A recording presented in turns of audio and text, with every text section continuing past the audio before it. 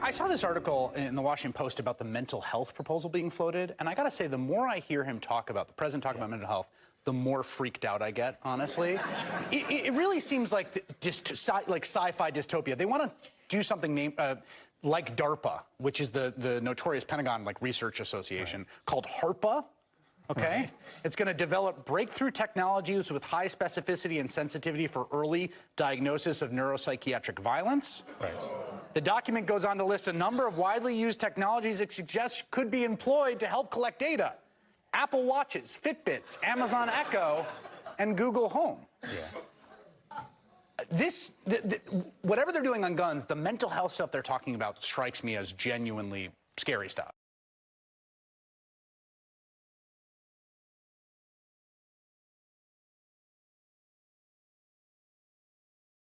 We must seek real bipartisan solutions.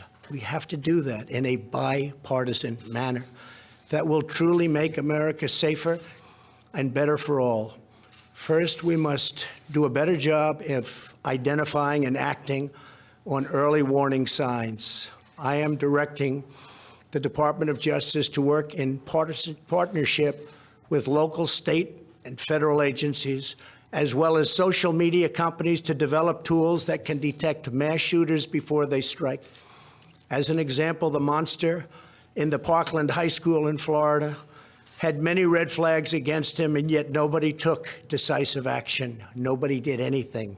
Why not?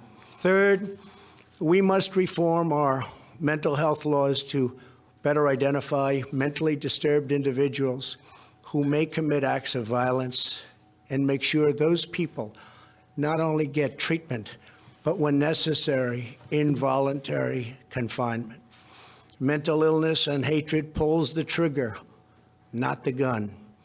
Fourth, we must make sure that those judged to pose a grave risk to public safety do not have access to firearms, and that if they do, those firearms can be taken through rapid due process.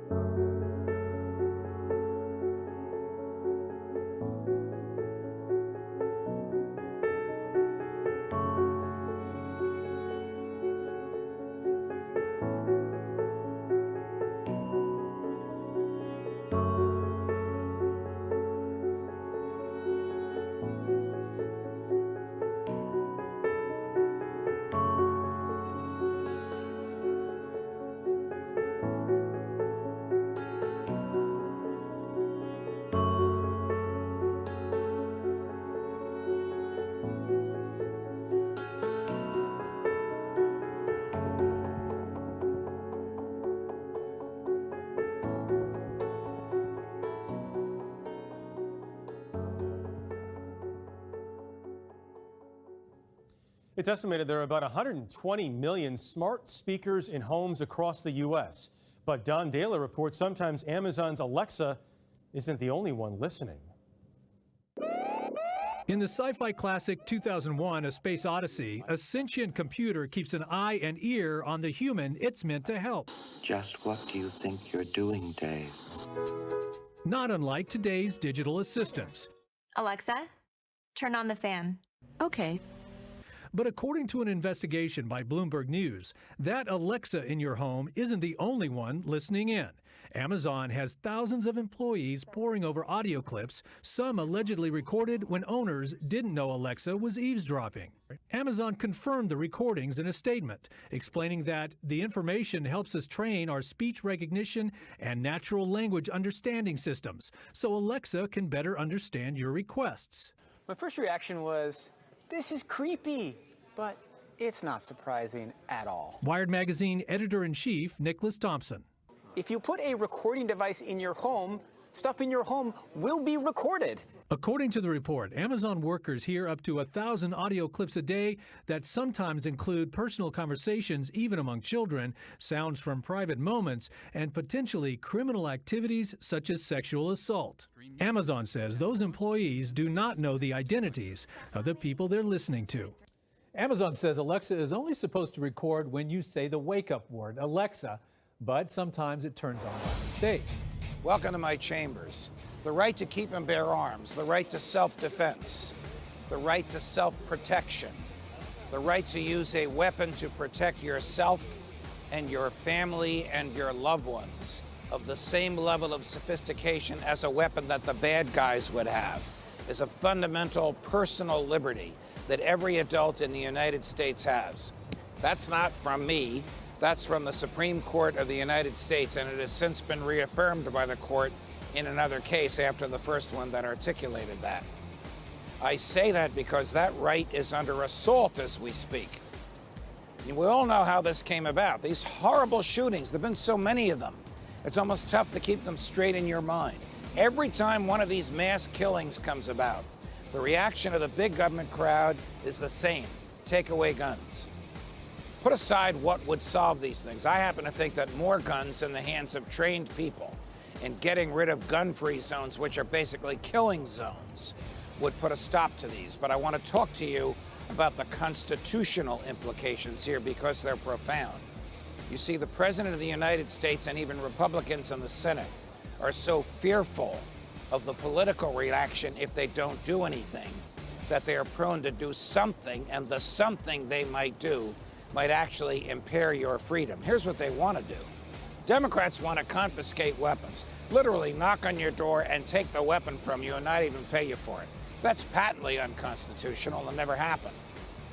Republicans have a more subtle way of doing it.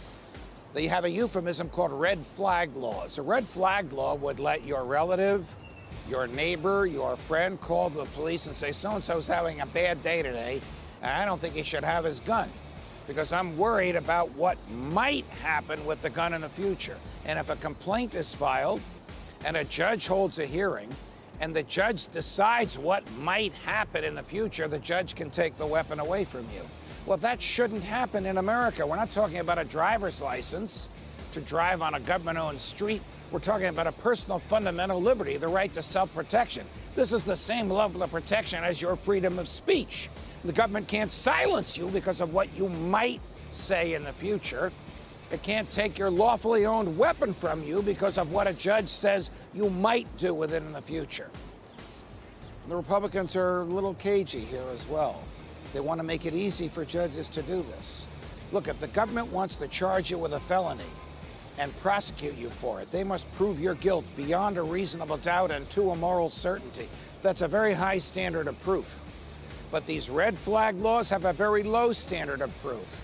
The standard is it more likely than not that this person might do something wrong with the gun in the future?